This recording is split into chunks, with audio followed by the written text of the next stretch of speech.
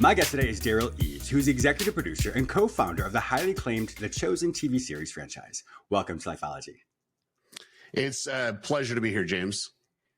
I am looking forward to talking to you. I spoke with my family and they're like, oh my goodness, James, you have to speak with this person. We've watched the show many times and we want to learn more about it. But before we get started about that, you actually, as a co-founder and executive producer of this, that wasn't really how you started. You have your own backstory as well. Tell us a little bit more about that.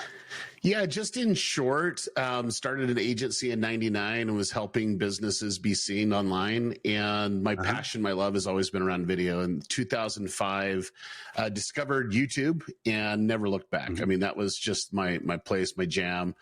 And become an expert in audience development, worked with the biggest brands in the world, biggest YouTubers on the planet. And so for me, I am a connoisseur of content. And I noticed that, you know, this rising generation, there's not a lot of great content for them on YouTube. And so I was like trying to make that happen on YouTube. And so I was always looking for the best creators. That's where I was able to see a show that this creator made for his church. And it really spoke to me. It spoke to me on a deeper level. And I knew it was low budget. I knew it was like, you know, just very creative in the way the approach, because I've seen it so many times. But at the end of the day, it spoke to me. And before you know it, I met Dallas Jenkins, who was that creator. And he shared with me his vision about a TV show and how it's been rejected by everyone in the sense of getting it funded. And I'm like, let's do this. Like, let's go ahead and build an audience around your vision and let's get it crowdfunded. And,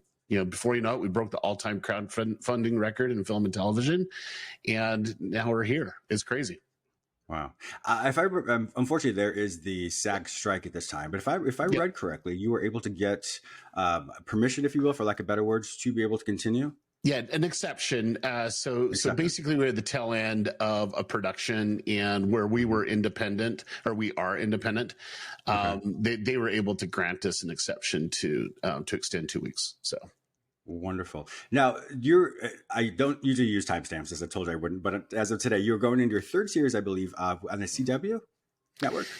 Yeah. So the way that The Chosen operates, we're everywhere. So CW, is going into the third season. We just announced that all 3 seasons will be on Netflix Global. So it's going to be in all the different parts of the world on that. We've been on Amazon. We've been actually in the top shows in Amazon for a month and a half. The top 10 shows. I think we're number 5 today. So ultimately, you know, we're everywhere. I think the biggest thing for us is our model's different than other productions.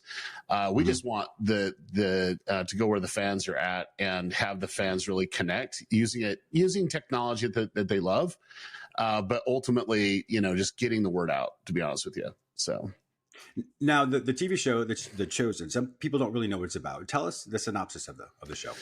Yeah, so The Chosen is basically people's lives of how they are. Like, we're all complicated humans, and we have issues, we have demons, we have problems that we face every day, and their transformation when they discover who Jesus really is. And so we get to experience Jesus through the eyes that those that he called, and we're able to see kind of their dynamic transformation spiritually, emotionally, as they get to know who Jesus really is. Now, some people listening right now may say, "Oh, it's one of those religious shows." What would you say to that? It's basically going off a historical figure. And, you know, 2000 years ago, he did come to first century and he did make a statement. I think that, you know, when people just downplay, it's just a Christian show, it's a show about people. And it's a show about historical figure. I work with influencers, and I always say that Jesus is the biggest influencer of all time and all eternity. Like, he literally is. He's influencing, you know, millions and millions and millions and millions of people, billions of people. And ultimately, this is a show based around him, but it's not like other content. It's about other people's stories and how their lives changed once they understand the good word. Now, if I remember correctly, I think the series was written for a seven seasons run. Gotcha. Okay. It's interesting because the different movies, that's a tongue twister. Different shows, usually it's like one movie or like Yeah. one season. How are you able to extend it to seven seasons? Yeah, I think everyone tries to condense like everything all at once in a 2 to 3 hour movie. And for us, these are real people that had real lives and they have backstories. And so what I love is Dallas and the writers, they have the time to really develop a character so that you can really connect with them. You can kind of see what they're going through. I think that's the thing that appealed the most to me was when I saw that short film. It spoke to me because I never really saw it from the perspective of someone else, the birth of Jesus Christ. And so I'm like, ooh, this is really fascinating. And to have the ability to have multiple episodes and multiple seasons of really defining who these characters are is really, really fascinating to me. And I'm a junkie when it comes to character development on TV and in books. And then this is it just speaks to me on a deeper level. So I love it. And I think too, it's really been interesting to see, people coming on and they're like, oh, that's not how Matthew is, or that's not how Peter is. And then literally they're like a couple episodes or a couple seasons into it, that's exactly how Peter is, or that's exactly how Matthew is. And their perspective changes. And, where Dallas and the writers take a little bit of creative liberty on, defining, their personalities and so on. It's more about the interactions and the things that Jesus did 2,000 years ago that is super relevant for today. And so I think, people that are hurting, today with mental health or challenges, I mean, you look at the stories that were told in the Bible and the stories that we're portraying in The Chosen, this message is more relevant now than ever before. And so, just to have episodes that can go in depth and give you kind of the small little details, I think that's where the connection actually comes in really, really powerfully. And I appreciate what you're saying as far as the character development, because obviously that's something without character development, the story becomes flat. Right. Now, the creative license that they were able to have when it comes to the backstories and the different aspects of that, and I'm sure you have, we always have critics, have some of the critics been a little bit more not as kind to that? I mean, a critic could be a person, an 85-year-old woman who has read her Bible a certain way versus all these other people. Tell us a little bit about that, because I want to speak to that, because as we know, a story has to have some creative liberty. So yes, there's always been people that have been ultra sensitive around what they believe. And what's really interesting is, different parts of the world and different faith backgrounds, they get in a mindset of who Jesus is. And I think Dallas says it's the best, and I love it. It's like, hey, we're taking this Jesus that's in stained glass windows and we're bringing him down here, in a way where he was a real person with real friends and family, and it was helping people with real problems. And so that's a really, really interesting aspect. But I think the thing for me more than anything else, it's like we all have our preconceived ideas. If we're open, that's great. We can really enjoy it. I know friends of mine that will not watch the show. They're like, this is not the Bible. You're taking very specific stances on people when it comes around, something that I love, and that's okay. Like I want them to be comfortable in that. However, there's a lot of people, especially the rising generations, that haven't been cracking open the Bible. They have no preconceived of who this Jesus is. Yeah. And if this is basically the gateway to get them to go deeper, I'm interested in that. Like that's something I'm passionate about. And then two, this amazing entertainment is great. I love it when people can have conversations around topics that happened 2,000 years ago and it's relevant today. Yeah. It is interesting because in let's say in the Christian faith, there's so many different denominations. Then you have so many different iterations of what the Bible is. You have the New International Version, the Message. There's so many of them. And thousands, so when you look at the language, different, yes, exactly. And so if I hear someone say something, I'm like, wait a minute, let me kind of translate that in my mind. What was it in this version? So in that as well, you have a lot of different slightly different viewpoints, but all the same message is, specifically in the Christian religion, is that Jesus came and died for our sins and is here to resurrected and is here for us as well. Now, when it comes to the different characters, besides Jesus, who is your favorite character? So if you were to ask me when I started the show and we were kind of go like, hey, who's a Bible character that you connect with? I would say Peter 100%. It's just like, Yeah. I have some of the same traits that I would read in the Bible. When I was watching the show, I noticed that I was super hypersensitive to Matthew. It was like I could just see that just the dots weren't connecting of what, the world would think. And, the way that the writers took some creative liberties, they put him on the spectrum. And so, I was able to see kind of, oh my gosh, I never really thought about it's just not hitting right with him. And Paris is just an amazing actor, and the writers really honed in on some challenges that people with that are on spectrum would probably face, of just trying to figure things out, trying to connect the dots. And I would say 100% his character speaks to me. But as as the seasons kind of develop, like there's just so much that I get out of it. Like I think season 3, little James really spoke to me. Like he basically has some disabilities as well, and he was asked to go out 2 by 2 and start healing people like Jesus did. And he's like, wait, what about me?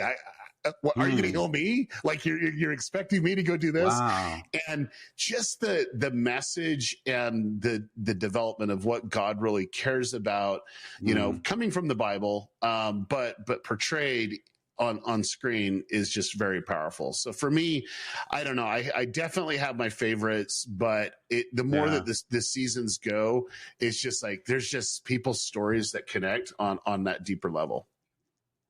From a psychological approach, and obviously this is a self-development show, thinking about what you're saying, I haven't seen the one about little James, but the concept of that as well is if someone's hurting, let's say I'm hurting emotionally, I'm hurting physically, if I give back to someone else. So conceptually, if I'm altruistic, so for those of you who don't know what that is, it's a fancy word that basically says I do something for someone else without wanting anything in return. Right. And when I do that, when I'm altruistic, my body actually creates dopamine. And so that dopamine is that feel-good chemical. So the more I do for others and truly mean it, I get something back, which then rewards myself, which then gives me more energy, etc. So from a psychological approach, and then linked with what you all are saying, you are showing that in a way that Jesus portrayed that. Obviously, he already knew all that, but this is something that's on a normal level as of today can realize giving back to others in an altruistic way. Really, we have that rebound effect that helps us feel really good. I also like the fact, as you're saying, the conception or the juxtaposition, meaning comparing both then and now, and how it still is relevant. So yes, the technology is different, the concept's different, but they're still the same. They're people who are brokenhearted, the people who are liars, people who are all of this that we could all relate to.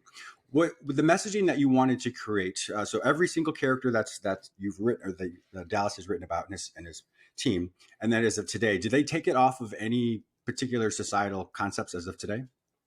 Yeah, so that's probably more of a question for them just to get into their thought process. But I've been a part of some meetings and things that they've discussed, but they're just trying to create real people that they can speak into. And so I think a lot of the inspiration that they get come from people that they know, or some of the tendencies that they actually have as a writer. And I found Dallas, there's certain things as I get to know him over the years, I can just see his character come out. It's just like, okay, I can tell when you're actually writing for Simon and Eden, because it's you and your wife or whatever. It's those moments, because I can see that.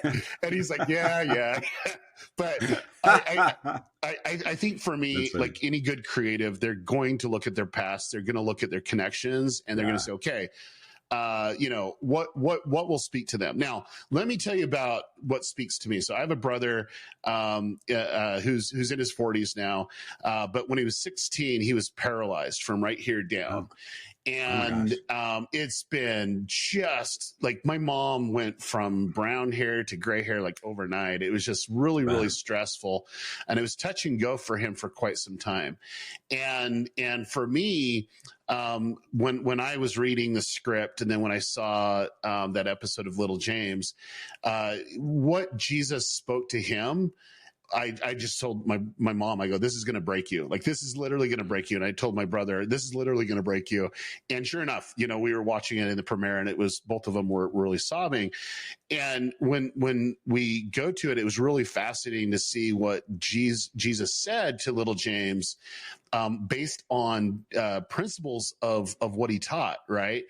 And for me, I asked my brother after the episode, I'm like, hey, you know, would you ever go back and change this? And he goes, no, this is who I am. This has defined me. Wow. Of having that paralysis, and it made me who I am today. And there's no way I would change anything. However, you know, for me, I would have probably accepted some things a little bit differently earlier based on, you know, based on my experience. And so for us, I think when I really caught the vision of what Dallas wanted to do, Dallas wanted to share who this authentic Jesus is and the message that he actually taught 2,000 years ago, and make it for the generation today. And it literally comes back down to this. It's about transformation. It's about giving your heart to God and giving them your all, but not expecting everything in return. It's just like you got redemption, and redemption means so much more than what we can actually comprehend as humans. And I think the more that we discover who he is, it gives us the clarity of what we can become. And that's what I love about the show. I love to see that dynamic shift. And then two, not everyone makes the right decisions. Like in the first season, you know, because we read in the Bible that Nicodemus, you know, wanted to learn more. And some of the most powerful scriptures of all time, John 3:16, is really God or Jesus declaring to the world, you know, who he is, and declaring to Nicodemus. And then two, having it where he wanted to contribute, but he wasn't all in. You know, he gave gold, but yet didn't really give it all. What God was actually wanting. You know, when you say that for people to give their life to God and to serve him, you know, so many times, you know, nowadays we don't really understand that, because it's just a different philosophy, different mindset. You know, sometimes people say Jesus is Lord, this is that. We as Americans, for those of you who don't know, we're filming here in the U.S.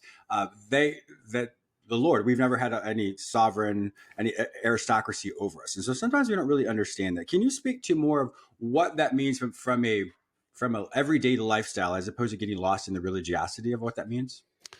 Yeah. So, I mean, this is my own fundamental belief. This doesn't represent the chosen by no means. And so for me, when I was growing up, I thought the world revolved around me. I was very arrogant, egotistical, very quick to judge.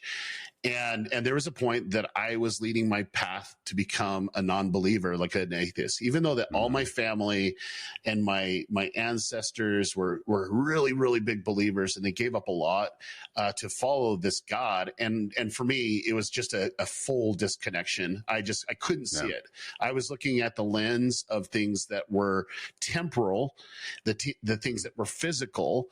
And it was the moment where I got on my knees and was able to understand that there is a God, and Jesus did come to redeem me. That it took those glasses off, and I was able to see a lot more clearly. And the clarity that I was able to see is not about myself. It's about loving God, and then really truly loving your neighbor. What does that actually mean? You're more hyper aware of helping someone have a good day. So you talked about the dopamine effect when you really help someone. I believe it's God giving us his glory when we do that. So it's like, when we do it, you might call it dopamine, but I'm calling it God's glory that comes to us. And that's what God's all about. He's hyper aware of our individual lives. And what I found is that in this life, we actually have a couple opportunities to be his hands. And if you really look at the miracles of God, a lot of them are just God coming and doing, but a lot of the miracles that happen is when he inspires others to act for him. When he says, hey, this person needs some help, you know, and you feel kind of drawn to that. And then as you're thinking of others, then it gives you the clarity of his greatness and glory. And I'll be honest with you, is that is the biggest rush that I've ever found, is when I was discovering Jesus, and then really learning that as I am more hyper aware of what his kingdom is and what he wants, and being a small little part in that and helping in a small little way, it fills me. It helps me feel connected to a bigger purpose. And so I would say that's for me. I don't know, how others feel or how it'd be represented, but for me, that's how I feel. I appreciate that. Yes, I appreciate you also clarifying that you don't represent the show itself. For all of us are going to have a slightly different perception of what that means. And in that, life can become so chaotic. We have the minutia of life. We have the craziness of life all around us. And in that, the Bible talks about the stillness, finding him in the stillness, like the quietude. Yep. Does the show really focus on listening to that, finding that quietude, the stillness within yourself to hear what God has to say about that? So therefore, as I said, it relates to everyone in the world, but to find that quietude and stillness allows you to hear what he wants you to do, then be able to give out and give out to the world as well. Yeah, so there's a common theme that happens throughout the seasons and the Chosen itself. Jesus goes out and prays. Like, he just leaves everybody, saying he's like, I gotta go pray. They're like, what? Why is he doing this?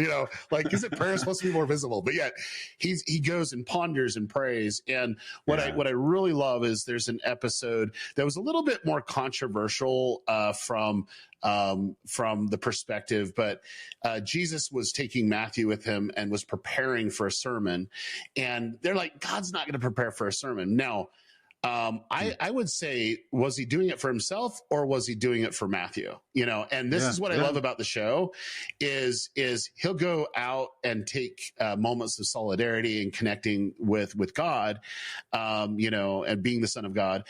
And then two, there's times that he's very specific. So our moments of impact is when he's one-on-one. And we believe that's what Jesus is he comes to the one, he comes to us, and not just as a group. There's times that he's engaging with the group, but he's very, very specific of talking to the one person. And so for me, that's beautiful. And then two, as people struggle, there was a part where different, disciples were called, and this disciple was alone, and he was by a fig tree, and he was like, just say, God, are you there? Whatever. And he thought he was alone, but God was always there. And he goes, no, I was with you. Like, I was with you. You just didn't see, you just weren't looking, I was there. I heard your cry. And that's where Nathaniel's like, okay, I'm a follower. I'm all in. Like, just tell me what I need to do. And so he was a follower at the time. And so for me, I think that's what I love about the show is it shows the grace of God, of how he's able to connect to the one, speak to the one, but also speak to the many. And so I love that. As hearing you say this, I'm super excited to watch the upcoming seasons as well. And I know my viewers and listeners also are as well. Do you have one final takeaway that we'll take away for us that you'd like to give, and then we'll close out after that? Yeah, I think the thing for me is this is more of kind of a personal thing. But when Dallas shared the idea, and then I saw the first season, come to fruition, like, I just wanted the most people to see it. And so we're kind of on a quest to get 1 billion people to watch this. And what I love is people are coming all around us and supporting the show. I mean, we just broke the record of becoming the most translated television show. We beat out Baywatch. Okay. So like, that's a big deal because most people don't know Baywatch was watched over 1 billion times, or not 1 billion times, but had 1 billion viewers, probably watched several billion times, but had 1 billion viewers. And the reason why is they were able to translate it. Well, today, we're now, by the end of the year, we'll be translated into 1,000 languages, which is unbelievable. And then that's dubbed in 40 plus, which is unbelievable too. And then two, we just announced that we're going to be on Netflix Global, but people can download the app everywhere. But what I love is we're breaking the model because we're in movie theaters. We are coming on mainstream TV. We're on mainstream TV in different parts of the world. We're for free out there, but you can also go behind a subscription service like Amazon. We just want to get this out there for everyone because it is just a TV show. And I'll leave it at that. But it's a TV show that causes you to think about relationships. It causes you to think about just things that are going on in our life. And I look at the world today, and the world needs this content. The world needs to see the dynamic between making decisions and then transforming, because I believe the world needs to heal. And this is great content for that. And so if we can get it out to 1 billion people, that would be amazing. So we're just kind of on that quest to really get 1 billion people to watch this. And I'm very confident you'll be able to do that. Derral Eves, thank you so much for being a fantastic guest on my show today. If my viewers and listeners want to find out more information about you, the TV series The Chosen, where will they find all this information? Just go everywhere to thechosen.tv or on the socials. Just go The Chosen. We're all over socials. So wonderful. Thank you so much for being a wonderful guest today. Thank you.